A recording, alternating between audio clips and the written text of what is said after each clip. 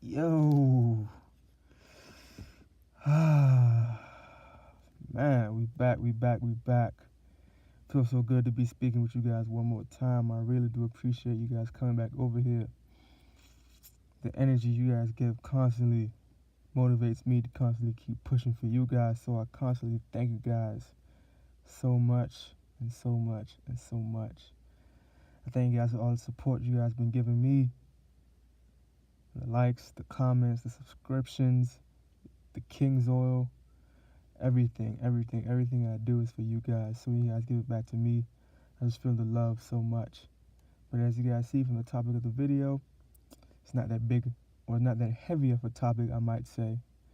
As you guys see, we're talking about exercise. Yes. In this so-called walk of truth, many of us, we exercise our minds, but we forget to exercise our bodies. And a wise man once told me that in reality, the mind and the body are both one and the same.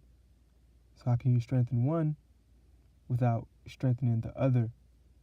So over here, we exercise both because we seek the kingdom wholly. Hope you guys caught my play on words right there. But anyway, over here, we seek the betterment of our whole entire body, not just part of it, but the whole thing. That's why we not go deep and dive into exercise, because exercise is something that many of us forget to do. Because in our so-called everyday life, a lot of us claim that we're busy, claim that we're too busy to be taking care of our temples. And if we're too busy to take care of our temple is not going to be able to take care of us. So we have to make sure we put out the proper fortitude out there to make sure that we're taking care of ourselves. Make sure that we're living properly, not just eating properly, but we're getting at least a little bit of work, a little bit of exercise outside of the so-called system that we're tuned into. So without further ado, you know how we do it over here. We'd like to get serious and dive into the info. So let's do what we do. Today, we are discussing 10 things that happen to your body when you exercise. Your muscles tear. Have you ever started a workout routine only to wake up the next day unable to move? There's a good reason for this. Your body is sore because it is trying to repair the tears you created in your muscles when you worked out. If you continue working out, this is how you will start to notice your body is changing and your muscles are getting bigger. Your muscles will form more tears and your body will repair them, and that is how you bulk up. Yes, it will be unpleasant for a week or two, but that's how you know you got a good workout.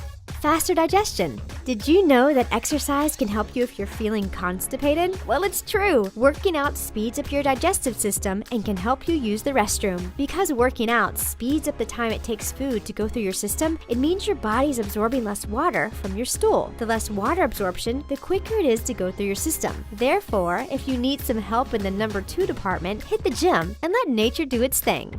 Mood elevation. There is a strong link between feeling happy and getting exercise. It's so strong, in fact, that you can start to feel the mood elevating effects after only 5 minutes of exercise. People between the ages of 16 and 65 are found to be happier and more satisfied with their lives if they exercise regularly. It doesn't matter if you lift weights or run, keeping your body in motion and sweating it out are great ways to boost your overall mood. Different brain functioning. When you exercise, you are actually helping your brain function and protect you better. During exercise, your body is pushing more blood throughout your body, which means your brain has an increased blood flow. This is the reason you feel so alert during and after your workout. Over time, working out can help your brain fight off serious diseases such as Parkinson's, Alzheimer's, and possible strokes. Burn more calories. Working out causes your body to turn into a calorie-burning machine. The more muscle you grow, the more calories you burn throughout the day. Because of this, you may find yourself becoming hungry more often. The good news is, you will be able to eat more because if you don't, your muscles will start consuming themselves. If you're trying to lose weight, don't skip your meals. Just make sure to eat clean and you will see the inches fall off. You sleep better. It may be no surprise that tiring your body out with vigorous exercise can help you sleep better. Studies have shown that people who have tough workouts in the evening are able to fall asleep quicker and have better quality of sleep. There is also good news for men who work out. Men who exercise reported having to wake up in the middle of the night for a potty break less often than men who didn't work out. So, hitting the gym hard also means you are able to hit the hay even harder. Your ears might pop. Have you ever had the strange sensation that your ears are going to pop when you're going through a tough workout? This is one of the weird things your body does when you exercise. Sometimes you might hold your breath while lifting weights, and the air trapped in your mouth needs somewhere to escape. A way to prevent this is to make sure to breathe during your exercises. Another reason could be because your body is bracing itself for impact, which causes pressure to build in your ears. Either way, it's normal and nothing to worry about. Just remember to breathe and focus on doing your exercises correctly. Stress reduction. If you're someone who deals with a lot of stress, you may want to consider working out. According to research, working out large muscle groups just twice a week can help you manage your stress. Getting exercise can help reduce your stress, as well as being able to cope with mentally taxing situations better. It is thought that working out your body is a way to work out your brain and make it stronger so that stress has less of an impact on it. Your heart works better. Have you ever noticed when you first started working out that your heart rate goes up really quickly? This is because it is a muscle that you have started to train it as well. Over time and with more workouts, your heart will start to become more efficient and you'll have more stamina. Exercise does wonders for your circulatory system. Working out stimulates growth of new blood vessels, which causes your blood pressure to decrease. Boosted confidence. Of course, when you work out, your body will start to change for the better. So along with forming new muscles, a better working body, and a better mood, you will also be doing wonders for your confidence. Not only are you setting goals for yourself and achieving them, you're also doing something good for yourself. Combine those together and you have the perfect recipe for a better self-image and boosted confidence. Amazing, amazing, amazing. Now that we have a little further understanding of what exercise is and what exercise does for our bodies, let's dive a little bit deeper. Let's aim to understand how exercise not only aids our bodies, but exercise also aids our mental capabilities, and not only our mental capabilities, but so much more. Let's get it. That we all have thought. In a book called Spark that was published in 2008 by John Retty, proved that exercise has more effects on your brain than any other parts of your body. Surprised? Even I was when I read the book. Exercise turns to be a secret recipe to boost your motivation, focus, and memory. It's like a magic pill that instantly boosts your brain capabilities. In fact, exercise boosts your mental abilities than any other drug such as Zoloft that has significant impact on your mental abilities. How? Well, before we answer that question, don't forget to hit the subscribe button and the bell besides it to never miss another video. Let's first understand how brain works in the first place. Your brain isn't that fixed organ that cannot be changed. It's an adaptable organ that changes exactly like any other muscle on your body. Like when you lift a weight, for example, you strengthen your arms. The more you use it, the stronger and more flexible it becomes. Unlike your arms muscles, remember that your brain is the most important organ in your body. Everything we do, think, and feel is governed by how our brain cells or neurons connect to one another. And what connects them are neurotransmitters. There are many different kinds of neurotransmitters in your brain, but the ones we will focus on in this video are dopamine, serotonin, and norepinephrine. I know that it sounds a little more complicated already, but I promise that I will simplify it as much as possible. The first one is dopamine, a neurotransmitter that's responsible for your motivation. It seeks and searches for a reward to keep you motivated. It provides you with the motivation to do things. If you ever wanted to buy something, learn, or win, it's all because of the dopamine. It searches for a potential reward that you might get out of it, which drives you to do that thing so that you can get that reward. In other words, the reason you are unmotivated is because your dopamine level is low. In fact, researchers tried to experiment and turn off the dopamine receptor in the brain of a rat, and the results were astonishing. The rat became so lazy that it chose to starve to death and didn't move to eat the food even when it was in the cage, because it was no longer motivated. And human brains work in the same way. Your dopamine level determines your level of motivation. And the good news is that studies have proved that exercise instantly and significantly boosts your dopamine level, which means that it will instantly make you feel motivated. If you're wondering how long should you exercise to get that dopamine boost, we'll talk about that in a moment. The second neurotransmitter is serotonin. It's basically the policeman of your brain. It influences your mood, anger, and aggressiveness and helps to keep your brain activity under control. In other words, if you feel anxious and depressed or stressed out, that's probably because your serotonin level is low. And that's why all of the antidepressant pills are focused on increasing your serotonin level, because that's what will get you out of depression and reduces your stress. And guess what again? Studies have shown that exercise have direct influence on your serotonin level, which means that the best cure to depression is to simply exercise. Now, the last neurotransmitter is norepinephrine. It's responsible for your attention. If you're struggling to stay focused, that's more likely because your norepinephrine is low. It works like the other two neurotransmitters we talked about. High levels of it sharpens your attention, and low levels of it makes it hard to focus. Almost all of the drugs affects these neurotransmitters. Cocaine, for example, increases your dopamine level, therefore it makes you feel really great. Imagine if you could increase all of these neurotransmitters at the same time without any drug. That's exactly what exercise is for. That's why the author of the book calls it the magic pill. But that's not the whole story, there is something else. Exercise also boosts your memory and learning abilities, and that's because of the protein called brain-derived neurotrophic factor, or BDNF in short. Studies have shown that the part of your brain that's responsible for memory and learning has BDNF. The great part of it is that BDNF gets unleashed when our blood is pumping. It grows your brain cells and increases your learning capacity. In other words, exercise can directly improve your memory. Imagine how your day would be if you could boost your motivation, mood, and attention instantly every single morning, and increase your memory and learning capacity on the top of that. Well, all what you need to do is to start your day with an exercise. But how many hours do you really need to exercise? According to the author of the book, 6 hours in a week is enough. That can keep your neurotransmitters high throughout the day. Anthony here for D News, and a new report from a team at Princeton University has found that when you exercise, your brain actually reorganizes itself to handle stress better. We've known for a while that exercise can help your mental health, but it's sort of been a mystery as to why. It almost contradicts physical findings. See, while previous psychological studies have shown that physically active people are less stressed, studies on the actual structure of the brain show that exercise promotes the growth of neurons in the ventral hippocampus, the area that regulates anxiety. And see, young neurons are usually more easily excitable than old ones, so really, exercising should give you more anxiety.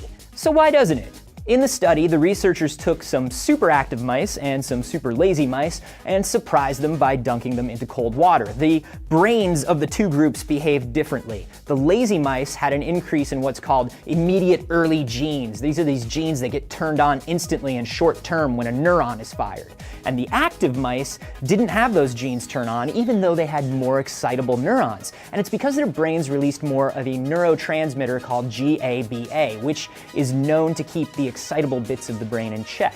GABA probably sounds familiar to you if you watched my video about the sleep cycle, because it's an important part of getting your brain to chill out and get tired at the right times. Evolutionarily speaking, this is a pretty amazing thing, and here's why. Think about fight or flight instinct. If you're in better physical shape, your body doesn't need to go into overdrive to give you the strength you need to get out of trouble. You've already got it. But if you're in bad shape, your body wants to get you into the most worked up state it can so you have a better chance of getting out of trouble safely. Here in modern society, those old survival triggers can get activated by simple day-to-day stresses, especially since our lives are spent sitting down at work or school or home. Regular exercise could be a good way to get your brain better acclimated to the little stresses of everyday life. I've been making a point of getting more exercise lately, and it's definitely been helping me deal with everyday anxiety.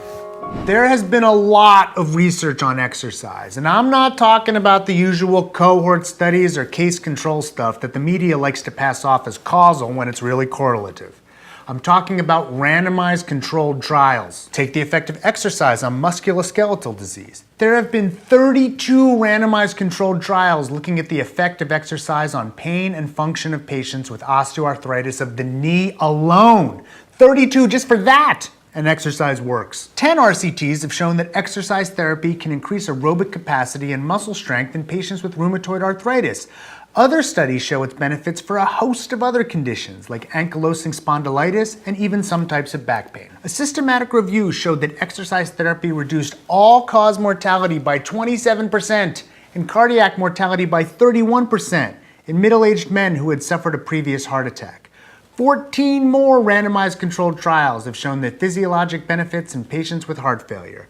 It even has clear lowering effects on blood pressure in patients with hypertension and can improve cholesterol and triglyceride levels. People with diabetes who exercise have better HbA1c values, which is the marker of glycemic control. 20 randomized controlled trials show that patients with chronic obstructive pulmonary disease can walk further and function better if they exercise. Exercise improves physical function, 7 randomized controlled trials, and health-related quality of life, 4 randomized controlled trials, in people who have Parkinson's disease. 6 RCTs showed that exercise improves muscle power and mobility-related activities in people with multiple sclerosis. It even appeared to improve those patients' moods. 23 randomized controlled trials showed that exercise can improve the symptoms of depression. 5 randomized controlled trials appear to show that it improves patients with chronic fatigue syndrome. It even improved fatigue in patients who have fatigue from cancer therapy. So look, there's almost no other thing around that I could point to that could deliver results like these for such a wide variety of conditions. Being active and exercising can do a whole lot of people a huge amount of good.